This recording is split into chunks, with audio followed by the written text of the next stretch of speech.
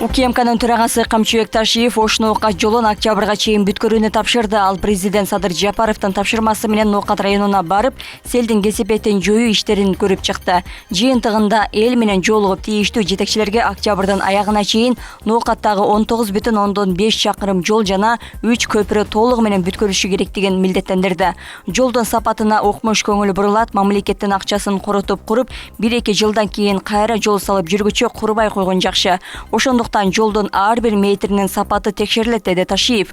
Ошондой эле ал транспорт министрлигине жолдун өздүк баасын көтөрбөө зарылдыгын айтып, эгерде каражат максатсыз пайдаланылса, жоопкерчилик караларын эскертти. Бирге жаза, миңге сабак. Аябастан бир-экөөнү отургузуш керек. Аябастан бир-экөөнү жазалаш керек. Калгандары ошону көрүп тарбия алыш керек. Үлгү алыш керек. Ай болбойт экен. Кой, мамлекетке урдаш болбойт экен депчи. Мен дагы бир жолу айтып коеюн. Кече күнү да айтканмын. Ушу азыр Акаевдин башкарып турган жок президент болуп. Мамлекетибизде президент болуп Бакиев турган жок. Мамлекетибизде президент болуп Атамбаев же мамлекетибизде президент болуп Жээнбеков турган жок. Бүгүнкү күндө мамлекетте президент болуп Жапаров турат.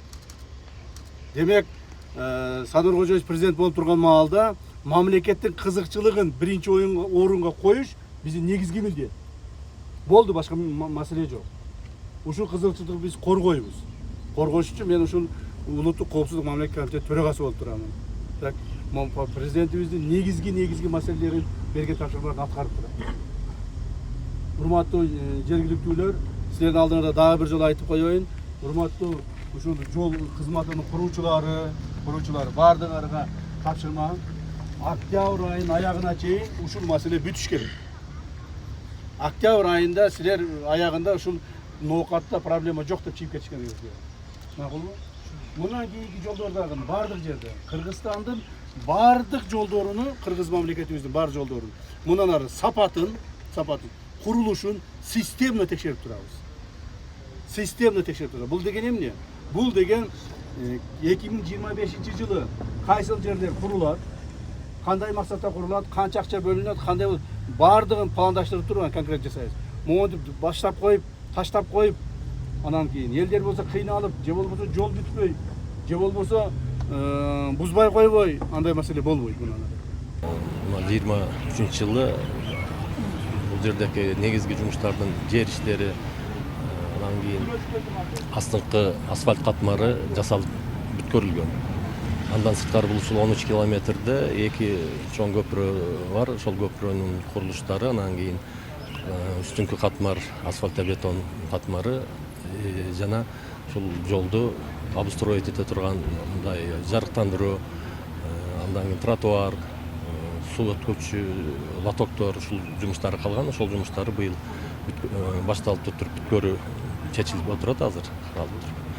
Ушул жумуштар быйыл жылдын аягына 13 километр толугу менен бүткөрүлүп туруп эксплуатацияга тапшырылат.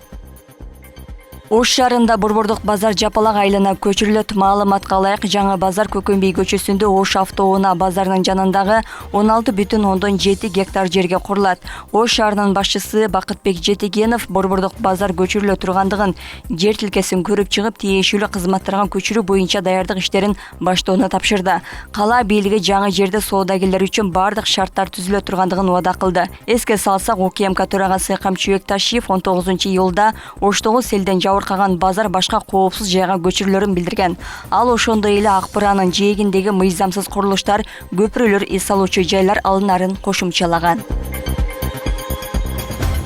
Ош шаарындагы Акпыра дарыясынын курuk аймагында жайгашкан курулмаларды жараянттарын тактоо иштери жүргүзүлөт. Ал үчүн жумушчу комиссия түзүлгөнүн мэриядан билдиришти. Комиссияга тийиштүү мамлекеттик органдардын өкүлдөрү кирди. Алар дарыянын жээгиндеги жараянттарын аныктап, анализдеп сунуш беришет. 14-июлда катуу жаандан кийин Оштогу Акпыра дарыясында суунун деңгээли көтөрүлүп, Борбордук базарды бир катар айылдарды сел каптады.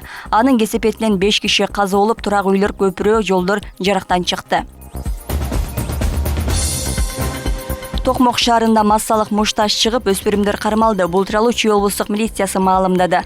Маалыматка ылайык окуя 17-июл күнү Токмоктун Борбордук аянтында болгон. 11 өспүрүм кармалып, милиция бөлүмүнө жеткирилди. Алар 15, 16, 17 жаштагы мектеп жана лицей окуучулары экендиги маалым болду. Ата-энелеринин катышуусунда сурак жүргүзүлүп, тийиштүү экспертизалар дайындалды деп айтылат маалыматта. 20-июл күнү аталган факты боюнча кылмыш жаза кодексинин 280-беренеси бейбаштык боюнча кылмыш иши козголгону кошумчаланды.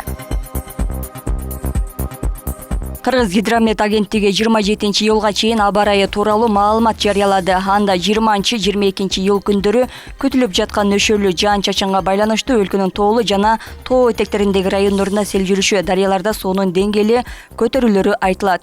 21, 22, 23 июлда айрым жерлерде ылдамдыгы секундасына 15-20 метрге жеткен катуу шамал болоорун эскертишти.